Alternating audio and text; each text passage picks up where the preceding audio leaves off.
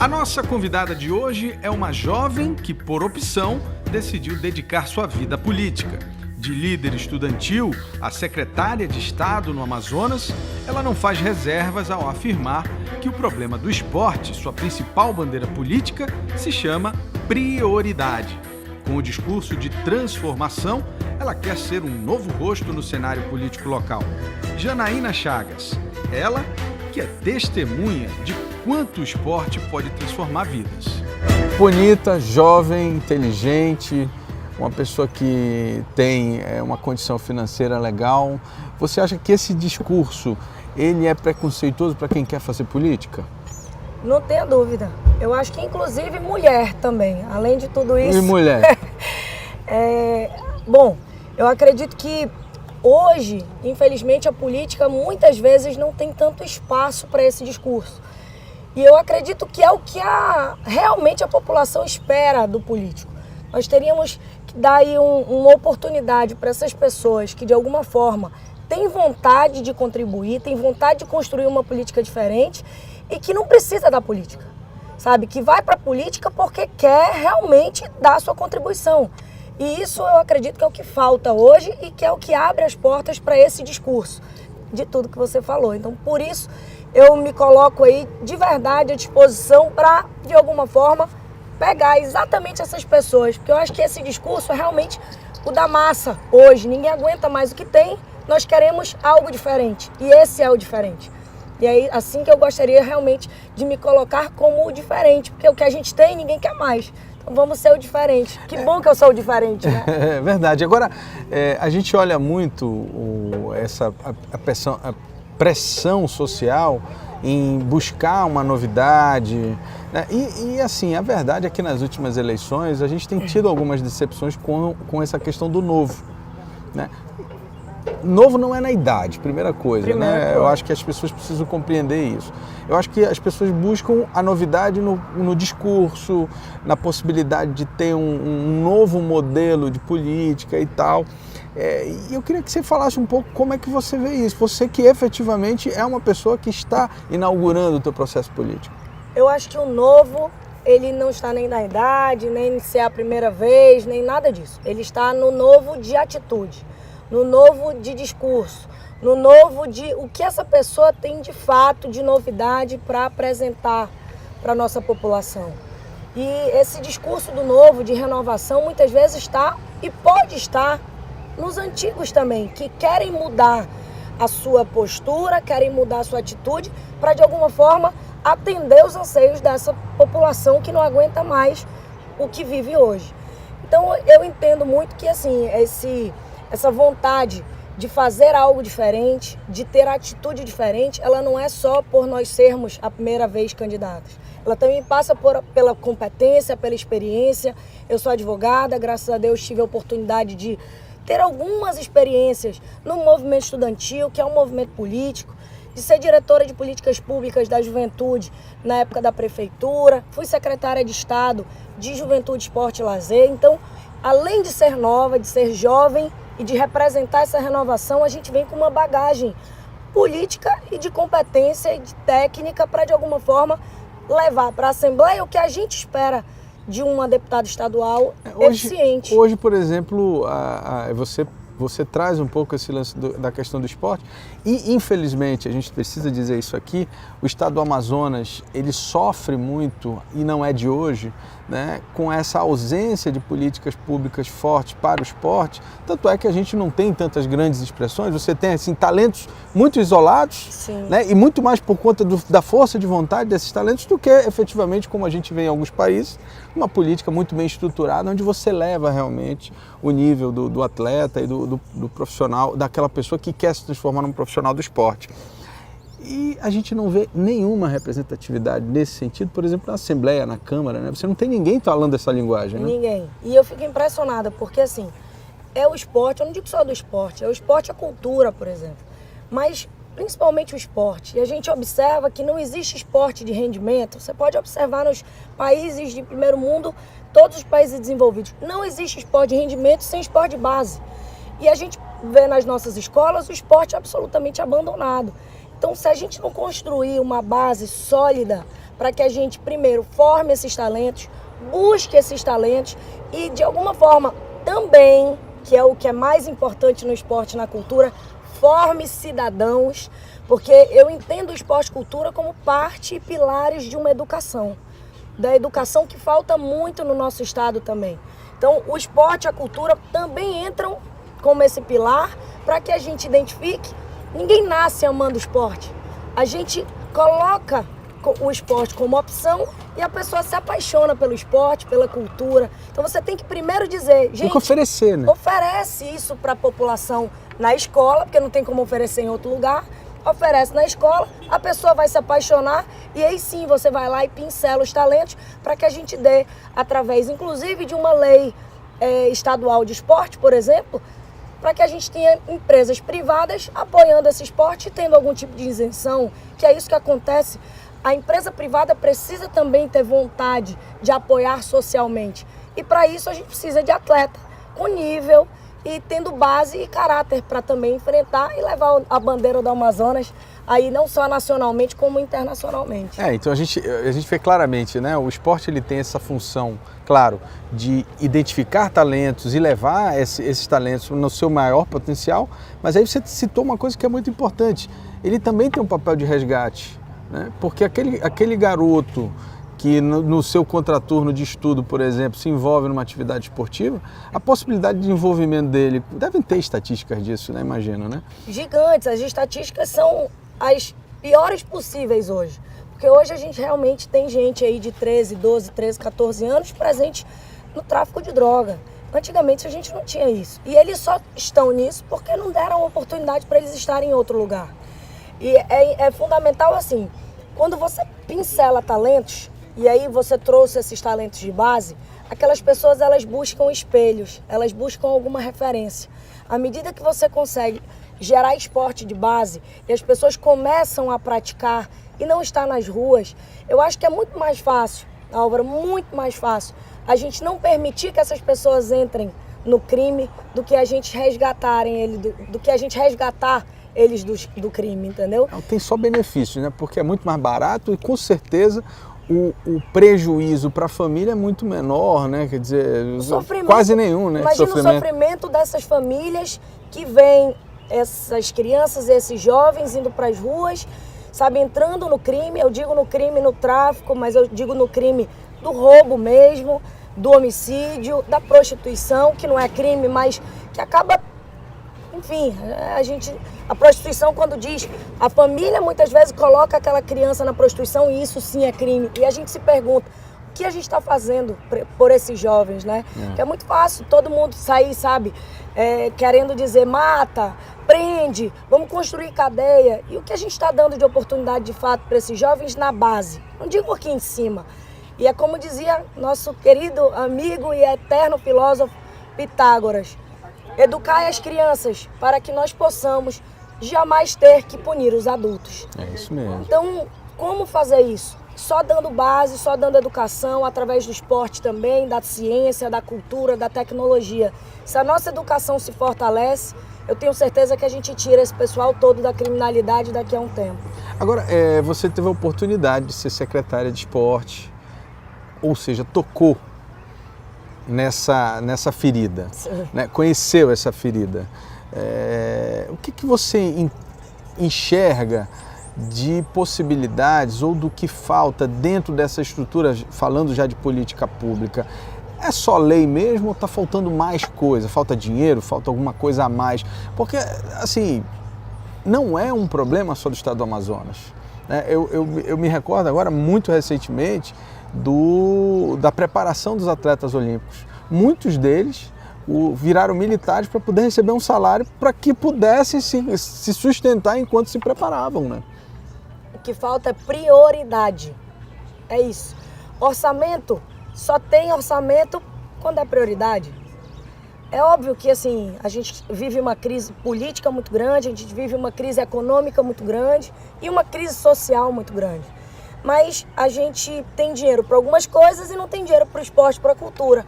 Por quê? Na minha opinião, é falta de prioridade. Então, se a gente prioriza, tem muito dinheiro para segurança pública, tem muito mais dinheiro para a segurança pública, inclusive, do que para o esporte, para a educação.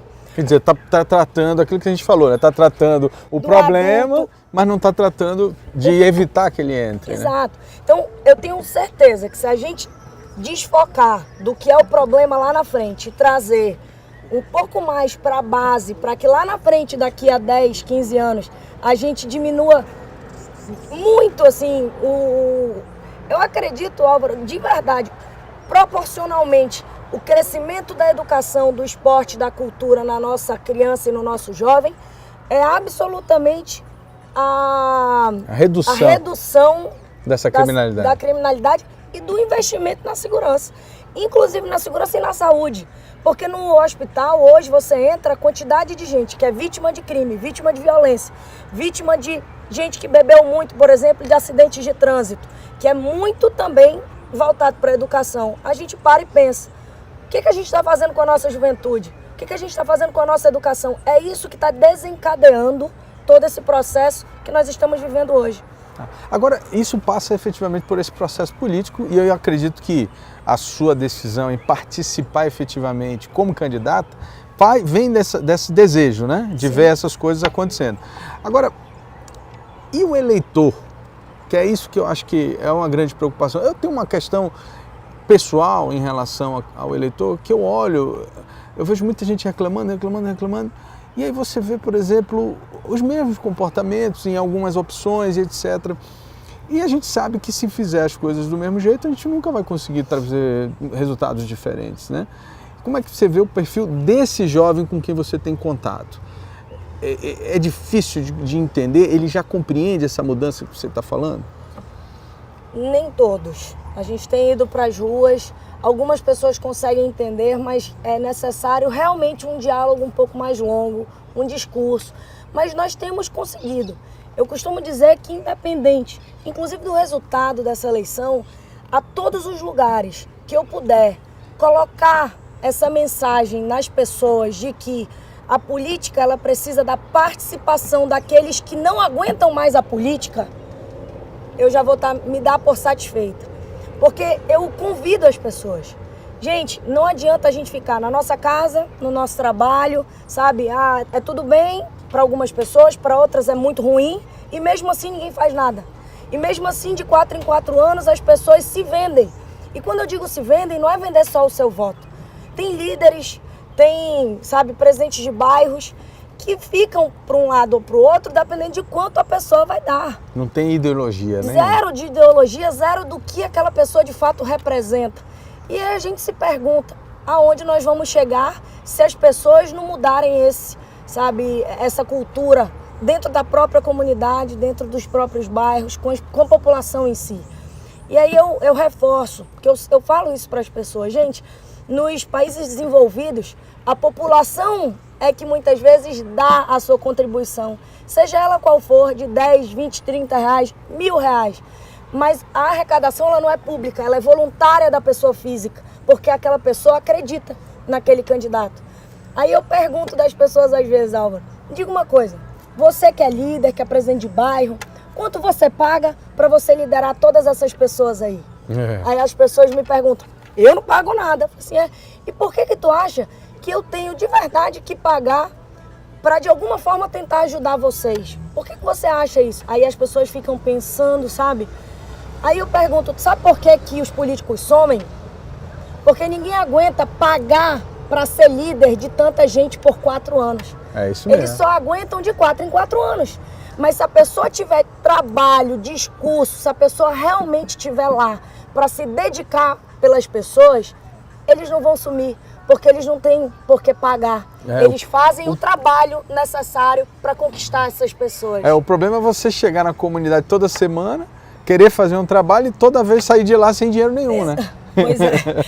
Infelizmente se torna algo muito caro, mas eu tenho visto. Realmente, isso... Acho que essa campanha está bem diferente das outras. Você sentiu diferença, sim? Muita diferença. Muita diferença. E eu acho que cada dia mais vai ficar. A gente vai ter mais opções e mais oportunidade das pessoas que realmente têm trabalho, que não é só o financeiro, sabe? Não é só aquela meritocracia. Porque hoje no Brasil a gente não tem uma democracia muito evidente. O que nós temos É a meritocracia, que quem manda é quem tem mais dinheiro muitas vezes, que quem realmente elege é quem tem mais dinheiro. E o poder fica onde? Na mão dos políticos, quando na verdade o poder tinha que estar na mão do povo. O povo tinha que ter de volta a independência financeira através da sua dignidade, do seu trabalho, e à medida que ele tem isso, ele tem poder de decisão, ele tem poder de escolha, quem é o candidato que eu vou escolher, porque vai sim representar uma política pública diferente para o meu estado, para a minha comunidade, para o meu bairro. Bom, beleza. Agora, isso é muito legal, mas a vida política, ela não é uma vida fácil. Eu costumo falar para as pessoas com quem eu converso que, além de tudo, há um preço muito grande a se pagar para ser político. Não só essa crítica social, porque eu acho que isso vem muito da conduta. Assim como você tem muitos políticos sendo criticados, execrados publicamente, tem muita gente que consegue sobreviver no meio e ser respeitado, inclusive. Então eu digo que é muito a conduta. Agora, é óbvio e evidente que esse fazer política, ele exige realmente muito sacrifício de tempo, de convivência com a família, com quem tem família, de filhos e etc., mas principalmente um sacrifício pessoal, porque são muitas tentações, são muito jogo sujo, muita pernada, muita pressão. Você está preparada para viver tudo isso? Olha, porque é uma opção de vida, né? Não tenha dúvida. Eu confesso que assim, eu acho que a gente precisa de muita coragem realmente para esse desafio, não digo nem para combater, mas para se manter realmente nesse foco, no foco de realmente transformar essa política.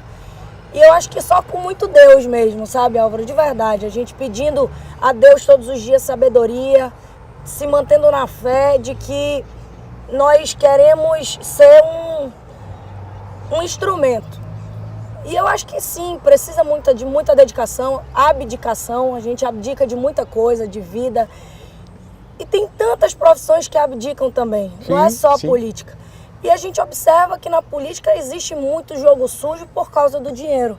Mas quando, na verdade, eu acho que a política precisa sim de um contraponto. O contraponto dessas pessoas que conseguem entrar de cabeça erguida, sair de cabeça erguida e dizer: eu dei o melhor de mim, eu fiz o que eu pude, com competência, com seriedade, com transparência.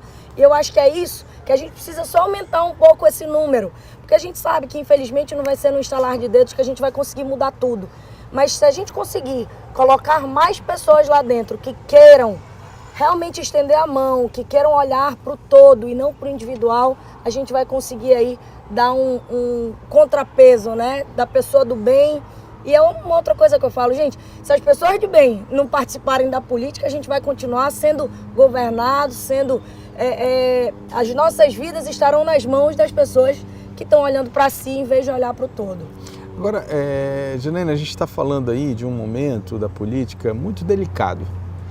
Eu diria que talvez o Brasil nunca, pelo menos que eu tenha recordação, tenha vivido um momento de questionamentos, inclusive de extremismos mesmo, sim, tanto de direita quanto de esquerda. Há uma cobrança muito grande entre você ser de direita e você ser de esquerda, né? Quer dizer, desmedida, na verdade. E, na verdade, isso tudo é fruto de um sentimento de que não aguenta mais, né? Eu vejo muito isso. É aquela coisa de uma relação que chega no limite e partem para a agressão. A gente está mais ou menos nesse sentido da política. Agora, na sua visão, esse momento que a gente está vivendo, ele é o melhor momento politicamente do Brasil ou ele é o pior momento político do Brasil? Eu vou falar para você, eu acho que ele é o pior para os ruins e o melhor para os bons. Eu acho que é o melhor momento para que a gente realmente construa essa mudança. Porque é na hora da raiva e da revolta que a gente mais constrói. É quando a gente não aguenta mais que a gente parte para uma atitude diferente. E é isso que eu tenho visto nas ruas, é isso que eu tenho visto na nossa população. Então eu acho que é o melhor momento para a nossa população e o pior momento para os políticos que não querem fazer política para o todo, que querem fazer a politicagem, que é o que a gente fala. Então realmente, a questão de direita e esquerda, eu acho muito relativa. Eu acho que nada demais é bom. Acho que a extrema direita ou a extrema esquerda não constroem. Eu acho que a gente tem posicionamentos na esquerda que são salutares, posicionamentos na direita que também são. Eu acredito que a junção e que a gente olhe de fato, não para um lado ou para o outro, mas para o lado do povo, para o lado do bem, seria a melhor solução. Porque senão fica aquele cabo de guerra para um lado, para o outro, para um lado, para o outro, e a corda estoura e ninguém sabe para onde vai. Então eu acho que a união, é um momento de muita união, é um momento de realmente a gente ter aí pessoas competentes, pessoas de compromisso, pessoas responsáveis, assumindo papéis, mas sempre querendo colocar na política pessoas que queiram, de fato, uma política diferente na atitude, uma política renovada na atitude. Você vê com esperança o futuro do Brasil, assim, o futuro do nosso estado, do Brasil? Porque assim, a gente liga o jornal, o dólar aumentando, o desemprego crescendo, e eu acho que o momento político é o momento da gente pensar mesmo no Brasil do futuro, né? Como é que você se sente aí diante disso tudo? Eu não posso negar o meu receio, algum medo de como é que essas pessoas estão desesperadas, porque às vezes também no desespero as pessoas acabam cometendo alguns enganos. Eu fico muito receosa em como é que o nosso país vai ser tratado. A gente tem vivido crises sociais e econômicas muito grandes e a gente vê tanta gente saindo, inclusive, do nosso país. E assim, não é isso que a gente quer. O que a gente quer é realmente um Brasil mais fortalecido, um Brasil mais unido, um Brasil voltando a sorrir, voltando a construir, voltando a crescer economicamente. E eu acho que só através da política que a gente consegue isso. Eu acho não, né? Tenho certeza que só através da política a gente consegue isso. Então eu não posso perder a esperança, então eu não posso falar aí com os nossos amigos que nos escutam que eu não tenho esperança. A minha esperança ela vai estar sempre presente. Eu acho que Deus sabe o que faz também, a gente não pode perder a fé. E o que a gente pode fazer é contribuir com isso. Então eu hoje estou aqui para contribuir com a melhoria e com a esperança das pessoas, nesse resgate dessa população que não aguenta mais e que também não tem mais esperança de dias melhores. Existe sim pessoas que realmente querem voltar a dar esperança para essa população. E graças a Deus eu posso me colocar como uma delas. Jana, obrigado. Obrigada. Sucesso, desejo a você todo o sucesso do mundo. Estou torcendo por você de verdade. Muito obrigada. Tá, posso dar meu número? Pode pedir, não tem problema. Gente, eu gostaria aqui de me colocar à disposição, 23123 para deputado estadual. Que Deus abençoe vocês, Deus abençoe o nosso Amazonas. E eu tenho certeza que a gente vai chegar lá. Valeu, obrigada. 23123. Se você curtiu a conversa política de hoje, dá uma conferida nos outros episódios no canal BAN no YouTube ou na página do site O Poder e do site Imediato no Facebook. Toda segunda-feira à noite tem novidade.